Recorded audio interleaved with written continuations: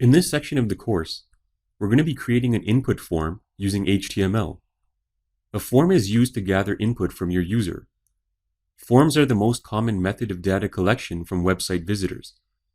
The data that is inputted into the form can be stored into a database or submitted to an email address. Keep in mind that in order for a form to work and transmit data, we need to use a programming language that communicates with our web server. Later in this course, we'll be exploring PHP and working more with data processing. For now, in the HTML section of this course, we'll only be creating the front end of the form. This is what the user sees through their web browser.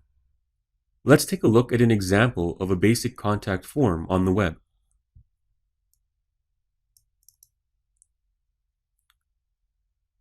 On this form, the user is able to submit an inquiry directly to the website's support staff by completing the required fields, for example, name, email, subject, and message. If we try to submit the form without filling in any information, we can see a number of errors appear. This is known as form validation. Now let's explore how a form is processed once the user clicks the send button. First, the user completes the form and fills out all the form fields. Next, the data is transmitted to a PHP script which validates the form. Validation includes checking to make sure the data is accurate to a certain degree. Data validation is very important and can be done in client-side programming languages such as JavaScript, and also in server-side languages such as PHP. It's recommended that both are implemented. Keep in mind that users can disable client-side validation by adjusting settings in their web browser. Server-side validation, on the other hand, cannot be avoided.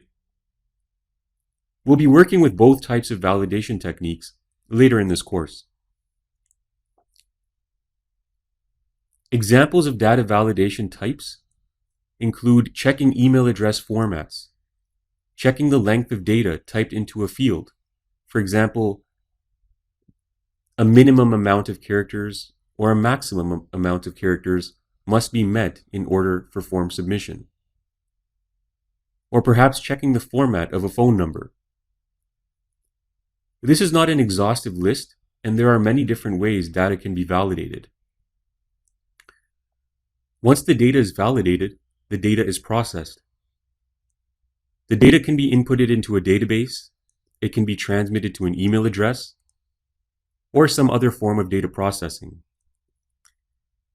On the other hand, if validation fails, the user is typically sent back to the contact form page so corrections can be made. As a reminder, we'll be working with form data processing later in this course.